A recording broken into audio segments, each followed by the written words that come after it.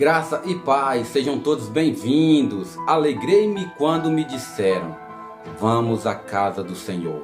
Salmo 122, versículo 1.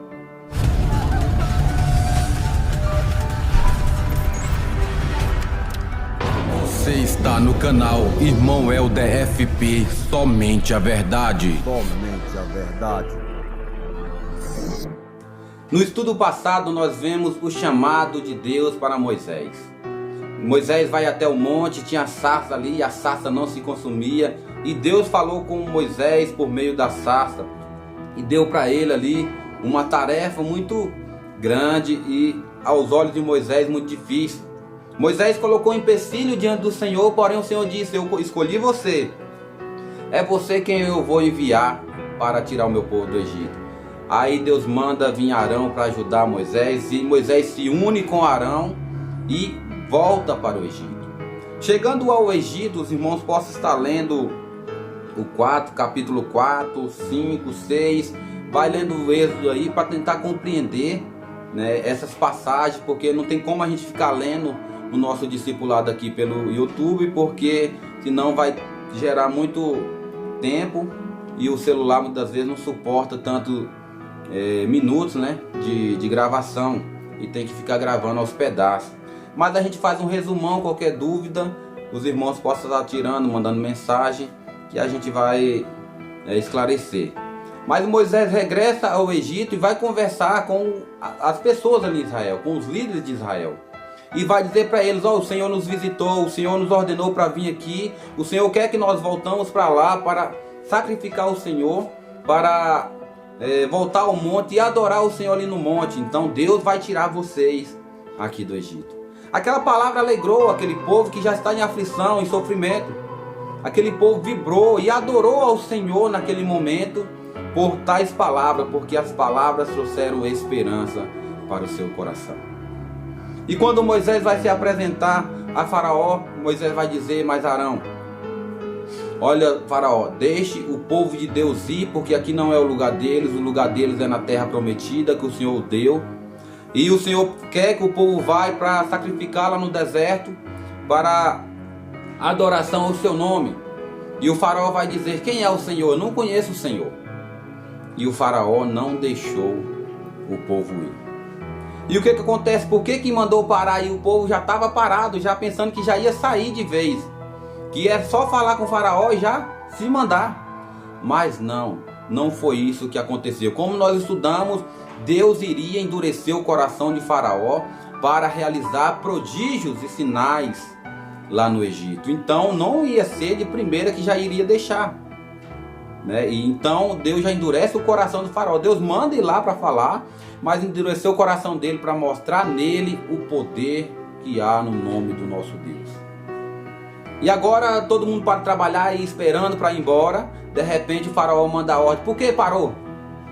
Diga ao povo que trabalhe e açoite esse povo, porque eu não gostei dessas palavras de Moisés e Arão. Eu não gostei desse Senhor dele. Afligir mais ainda o povo, castiga mais ainda. E é isso que aconteceu. Faraó aflige o povo. E os israelitas agora vão se queixar de Moisés e Arão: para que fizeste isso? Por que vocês mentiram para nós? Não ia tirar a gente daqui do Egito, agora estão castigando mais ainda. Ah não, vocês vieram só trazer problema para nós. Por quê? Porque as pessoas só olham para a circunstância. Muitos até dizem Senhor, Senhor, mas da boca para fora. Muitos acreditam nas promessas do Senhor, mas enquanto não vê, aquilo ali simplesmente é só fala: eu acredito, mas lá dentro há incredulidade. Porque não confia no soberano, independente do que aconteça. Estou com o Senhor, eu busco ao Senhor, sou firme com o Senhor, e aconteça o que aconteça nessa terra, eu jamais vou deixar de servir ao Senhor e crer nele. Mas algumas pessoas que vai dizer que crê no Senhor, vai dizer Senhor, Senhor, vai mostrar, parecer ser cristão, mas na primeira circunstância já começa a blasfemar e a duvidar realmente se isso vai acontecer. Mas Deus promete livrar o povo de Israel. Moisés, não importa com o que o povo está falando, não importa com o que o faraó está falando, eu já determinei o que iria acontecer. Você vai até o faraó novamente, você vai falar as palavras que eu vou te falar, você vai mostrar sinais ali para ele. e vai tirar o meu povo do Egito com mão forte. Interessante, meus queridos, que não adianta a gente tentar fazer as coisas, ajudar Deus. Tentar querer resolver as coisas do nosso jeito. É como tem uma pessoa ali necessitando de uma oração que está enferma. Lá na eternidade, lá na glória, por exemplo, se Deus permitiu que aquela pessoa ficasse acamada, e lá na glória Ele determinou, tantos dias essa pessoa vai ficar acamada, tantos dias essa pessoa vai passar por essa prova, por essa luta, para que ela entenda que eu estou no controle, para que ela pense um pouco na vida e também para que ela não venha fazer besteira se ela tivesse boa. Deus sabe tudo. Aí vem o super crente, vem aquelas pessoas que acham que pode mandar em Deus e chega lá, eu determino a cura neste momento, eu declaro a cura, eu profetizo a cura para essa pessoa. E não acontece nada. Às vezes a pessoa vai para o hospital, é curada ali no hospital pelos medicamentos, né, pela medicina, e volta, retorna na igreja, e o pastor, se eu não tivesse orado, ela não teria sido curada. A oração realmente tem poder, meus queridos. Pode curar agora. Pode sim, eu não duvido disso. Tem pessoas que oram e a pessoa é curada porque orou no Senhor, porque era os tempos determinados do Senhor. Mas lembre-se, nem tudo que a gente pede ou que a gente quer vai acontecer. O coração do homem traça os seus planos, mas a resposta vem de Deus. E o povo aqui quer imediato. Só que Deus já determinou na sua eternidade, já determinou na sua mente, e já tem planos para o povo de Israel, e vai ser da forma que o Senhor quer. Não adianta chorar, não adianta espernear, não adianta reclamar. Deus é imutável, Ele não muda. E o faraó com o coração endurecido, Deus ele fala com Moisés: Moisés, você vai fazer dessa forma, você vai ser como Deus lá no Egito, você vai ser o profeta de Deus lá no Egito, você vai falar com autoridade, não temas, Moisés. E é o seguinte, se ele pedir algum sinal, joga a vara. E Moisés vai lá e ele se apresenta novamente com Arão ao faraó. E faraó pede um sinal e Arão joga sua vara no chão e ela vira uma serpente. Então faraó chama os seus encantadores e cada um joga a sua vara e vira também uma serpente. E faraó começa a rir. De repente a serpente de Arão, de Moisés, devora aquela serpente daqueles encantadores e o faraó fica admirado com aquilo. E o que Deus está fazendo ali? Deus está mostrando que mesmo que os homens tentam de alguma forma encobrir o nome do Senhor, fazem algumas coisas nessa terra que enganam aos olhos humanos, Deus continua sobre eles. E isso nos mostra que Deus Ele está sempre conosco e nos mostra por meio da sua palavra e o agir do Espírito Santo em nosso coração, e sempre vai fazer algo para que nós compreenda o seu propósito. E dessa vez a vara de Arão ali engoliu a vara daqueles encantadores. Mesmo assim, Faraó é endurecido. E o que vai acontecer, meus queridos? Vai acontecer o seguinte, que agora o Senhor vai falar com Moisés e Arão e vai dizer: agora eu vou enviar pragas para o Egito. Agora é hora de eu mostrar para este povo realmente qual é o Deus verdadeiro, o único Deus. Lá no Egito tinha vários deuses, e cada uma desta praga que nós vamos estudar no próximo estudo, cada uma desta praga representa um Deus ali no Egito. Então quando o Senhor vai mandar uma praga ali para o Egito, Ele está mostrando que aqueles deuses criados pela mão humana não vão poder fazer nada. É como essas serpentes foram lançadas aqui. O que acontece? Quando Arão joga a vara e ela vira uma serpente, e aqueles encantadores falam da mesma forma, Deus vai mostrar para eles realmente se os deuses dele vão ser capazes de impedir o agir de Deus. E nós vamos entender que cada praga vem destruindo um Deus. E sabe o que acontece hoje, meus queridos?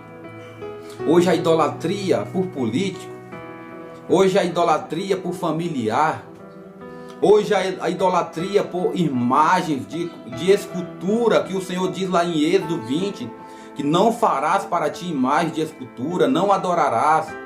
nem a elas dará culto. Eu sou o Senhor vosso Deus. Pessoas que dizem que não adoram a imagens, mas oram por elas, oram pedindo a elas, dizem que elas são mediadoras, mediador, e há imagens para cada uma situação da vida. E o Senhor nosso Deus já disse: em nome do meu Filho Jesus Cristo é que eu vos atendo. Então tem pessoas perdendo tempo com imagens de escultura, tem pessoas adorando a imagem criada pela mão humana, e Deus vai combatendo isso. Por que Deus vai combatendo isso? Porque Deus não aceita dividir a sua glória com ninguém. Deus quer adoração só para si. Deus não quer dividir sua glória com barro, com metal, com arte de escultura, com madeira. Simplesmente a pessoa ali pega, como diz lá em Isaías, se não me engano, pega uma madeira, da mesma madeira que cria um ídolo, que faz bem bonitinho ali uma imagem, da mesma madeira corta a lenha e põe no fogo para cozinhar. Ou seja, aquilo ali não é santo. Aquilo ali é simplesmente madeira. Pega um barro, modela o barro, pinta bem bonitinho, faz uma coisa bonita, e aos olhos humanos parece que aquilo ali faz alguma coisa. Mas na verdade o inimigo usa essas coisas para receber adoração para si. Sabe o que acontece quando uma pessoa eleva adoração a outro ser, criatura, e não ao soberano Deus? Adora ao inimigo. Embora estão falando o nome de Deus, embora estejam achando que estão fazendo certo, o inimigo está recebendo tudo aquilo para ele.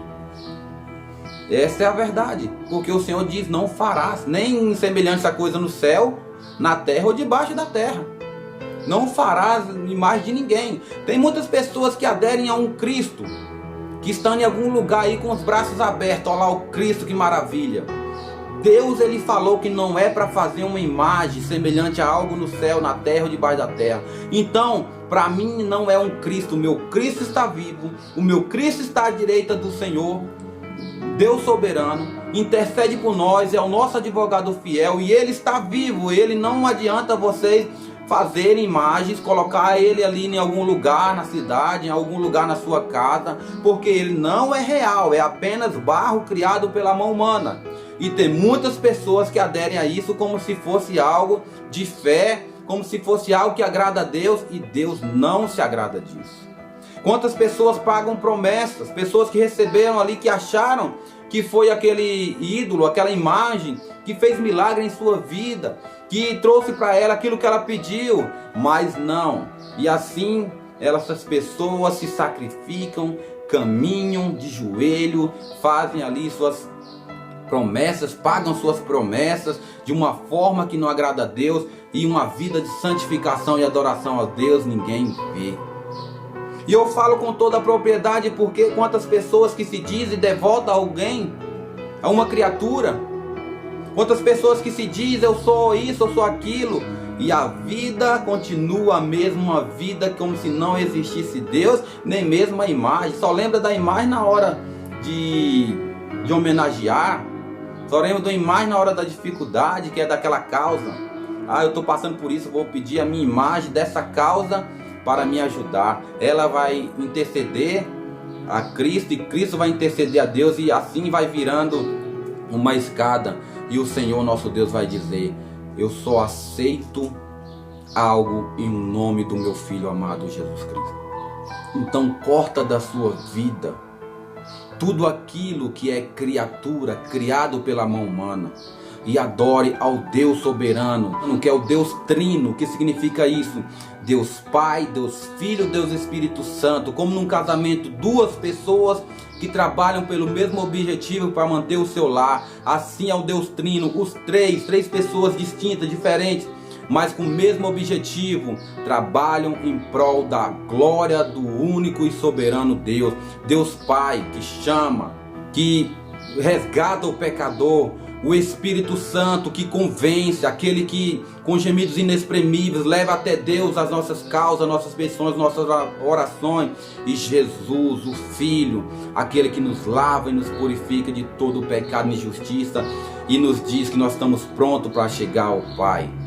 Então o que passar disso é criatura, criado pela mão do homem, criado pela vontade humana, e Deus vem combatendo isso por meio da sua palavra e por meio dos seus feitos. E assim como nós vamos estudar do Egito agora para frente, as pragas, Deus até hoje, Ele vem lançando sobre a terra a sua ira. E cada coisa que acontece aqui nessa terra, epidemia, doenças incuráveis, terremotos, enchentes, sinais no céu que vai ter, já vimos sinais acontecendo vindo do céu, tudo Ele mandando para que a terra saiba que Ele não perdeu o controle. Ele já disse que iria acontecer, porque Deus está tratando a cada um segundo os seus feitos, e cada um vai responder pelo aquilo que faz. Tem pessoas que não gostam de ouvir sobre isso, de falar das suas imagens. Eu não estou citando nome, não estou citando religião, eu estou falando que a Bíblia diz, porque a Bíblia não está falando nome, não está citando religião. Quem criou isso foi o homem.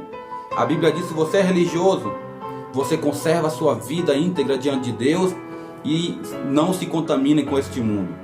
Visita o órfão e a viúva, ajude as pessoas, faça o bem, mas não faça o bem para ganhar salvação, faça o bem porque você já é salvo, porque Cristo te alcançou um dia, porque Deus te abençoou. Amém? Louvado seja o Senhor por isso. Até o próximo estudo, se Deus quiser. Graça e paz.